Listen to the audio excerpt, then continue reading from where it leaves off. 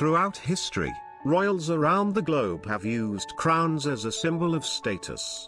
Depending on the cultural values and wealth of a community, each crown is unique. The wearing of such headgear has always been a strong symbol of power and wealth, dating back to our earliest records of civilization. Maybe the idea was too simply to make the wearer the tallest in the village or to stand out as the chief. Who knows? Whatever the reason, a crown is a sought-after piece, and indirectly these have been the cause of quite a few spats over the years.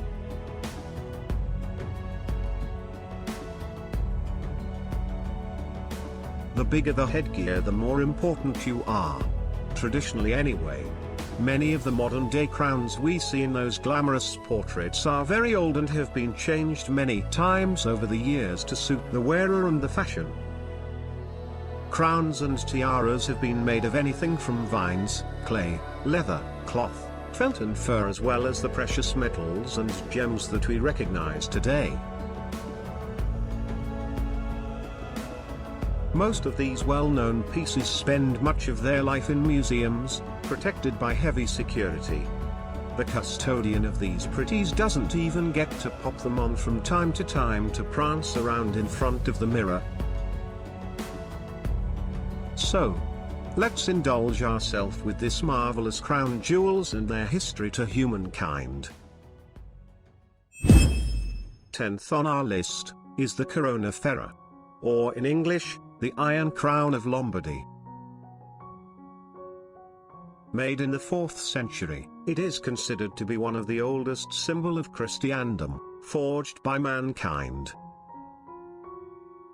This crown was originally actually a votive object, because it is believed that the metal hoop fixed to the inside of the crown comes from the nails of the cross of Christ.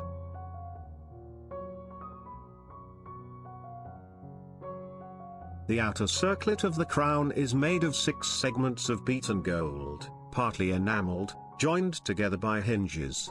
It is set with 22 gemstones that stand out in relief, in the form of crosses and flowers.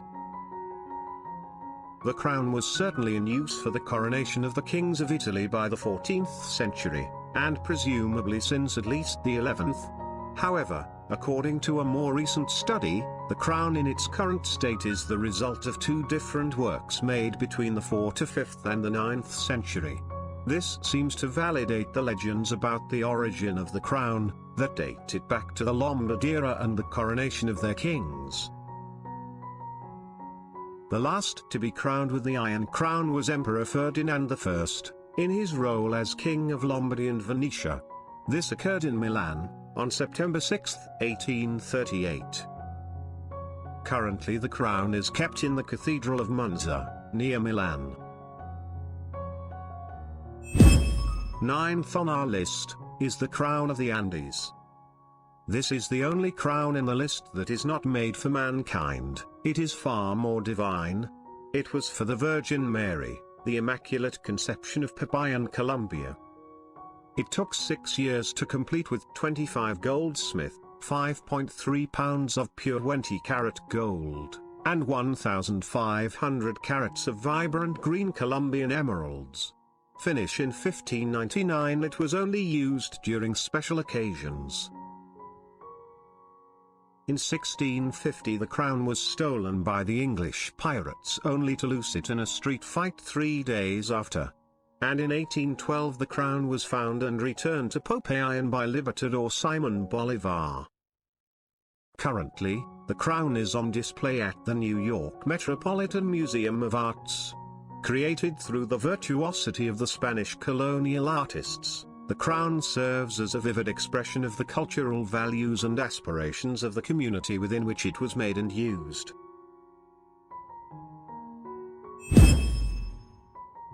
Eighth on our list is the crown of Saint Wenceslas.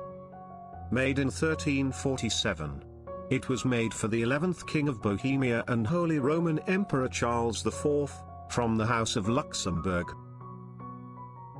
He had it made for his coronation, dedicating it to the first patron saint of the country, St. Wenceslas, and bequeathed it as a state crown for the coronation of future Bohemian kings.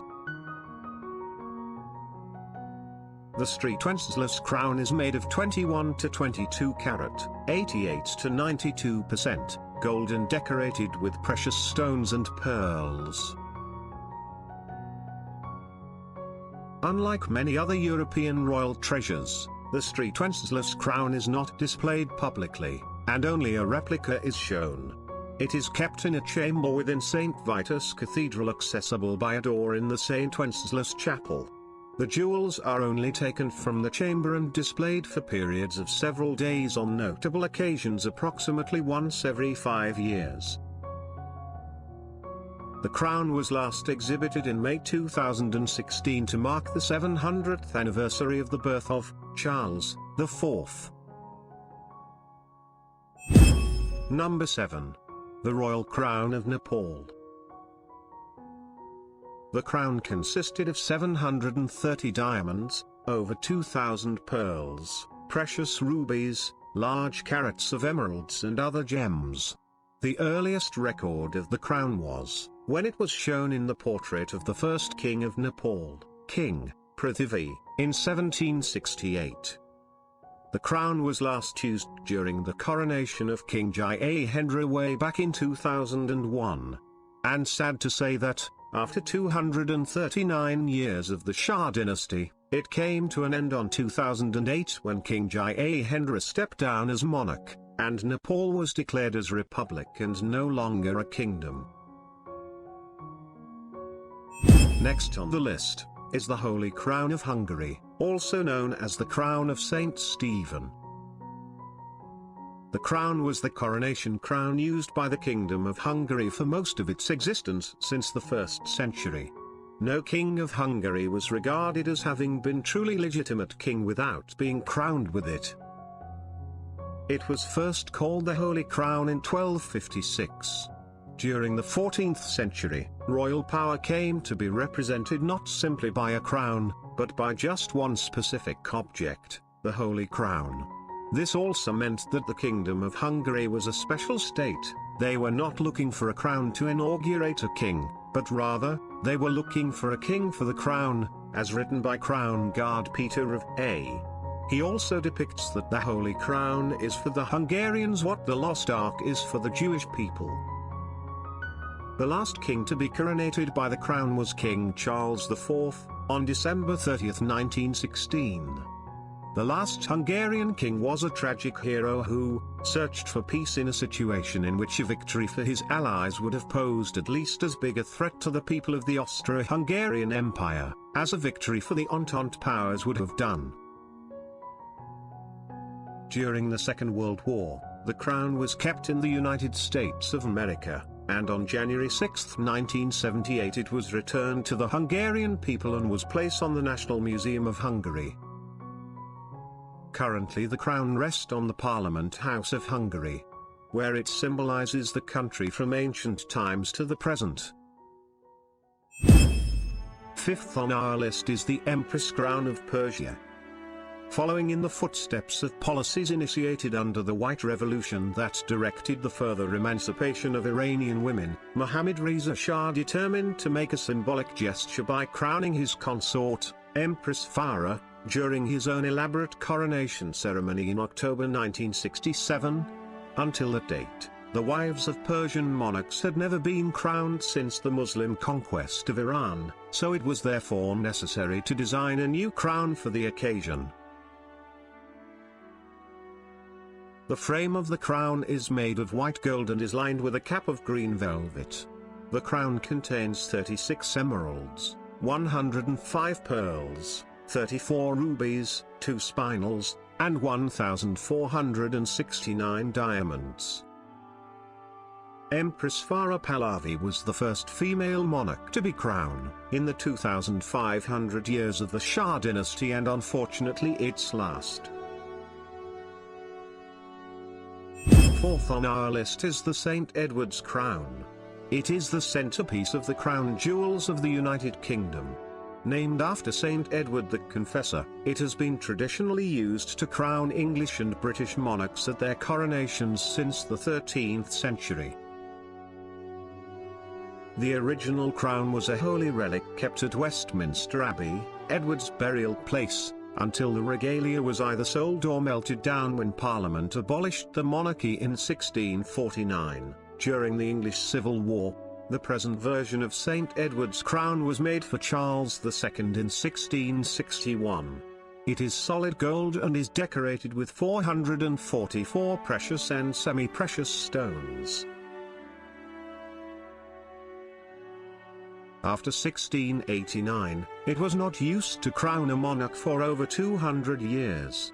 In 1911, the tradition was revived by George V, and all subsequent monarchs have been crowned using St. Edward's crown, and the last one who used it was Queen Elizabeth II, the current monarch of the United Kingdom since 1953.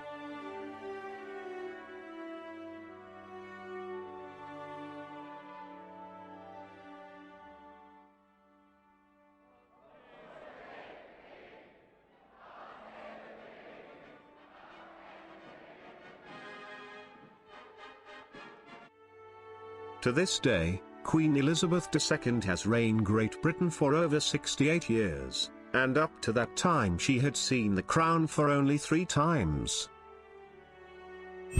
And third on our list, is the famous Pahlavi crown of Persia.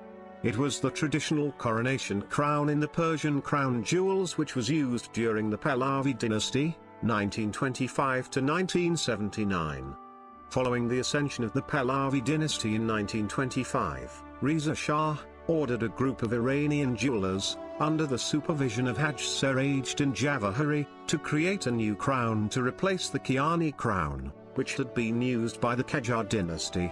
Inspiration for the new design was drawn from paintings and historical references to crowns used during the Sassanid Empire, which had ruled Persia from 224 to 651 AD. The frame of the crown is made of gold, silver and red velvet. A staggering 3,380 diamonds, totaling 1,144 carats, are set into the object. The largest of these is a 60-carat, yellow brilliant which is centrally placed in a sunburst of white diamonds. Found in 3 rows are 369 nearly identical natural white pearls. The crown also contains 5 sizable emeralds, totaling 200 carats, the largest of which is approximately 100 carats. This magnificent crown was used for the last time during the coronation of Mohammad Reza Shah Pahlavi on 26 October, 1967. The crown survived the revolution, and now it is currently on display with the rest of the Iranian crown jewels at the Central Bank of Iran in Tehran. Second on our list is the Grand Imperial Crown of Russia. The crown was used by the monarchs of Russia from 1762 until the Russian monarchy's abolition in 1917. The Great Imperial Crown was first used in a coronation by Catherine the Great. The beautiful crown reflects Porzy's skilled workmanship. It is adorned with 4,936 diamonds arranged in splendid patterns across the entire surface of the crown. Bordering the edges of the mitre are a number of fine, large white pearls. The crown is also decorated with one of the 7 historic stones of the Russian diamond collection, a large precious red spinel weighing 398.72 carats, 79 grams, which was brought to Russia by Nicholas Spaffary, the Russian envoy to China from 1675 to 1678. It is believed to be the 2nd largest spinel in the world. And it was last worn at the coronation of Nicholas II. It was displayed prominently next to Nicholas II, on a cushion at the state opening of the Russian Duma inside the Winter Palace in St. Petersburg in 1906. It survived the 1917 revolution and is currently on display in Moscow at the Kremlin Armory's State Diamond Fund. And first on our list is the Imperial State Crown. It is one of the crown jewels of the United Kingdom and symbolizes the sovereignty of the monarchy. It has existed in various forms since the 15th century. The current version was made in 1937 and is worn by the monarch after a coronation and used at the state openings of Parliament.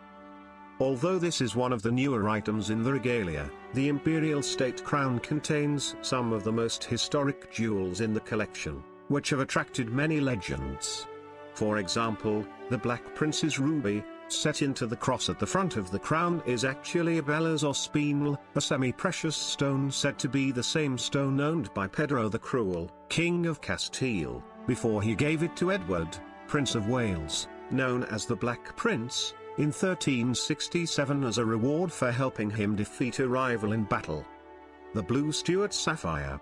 This sapphire was reputedly smuggled out of the country by James II when he fled in 1688.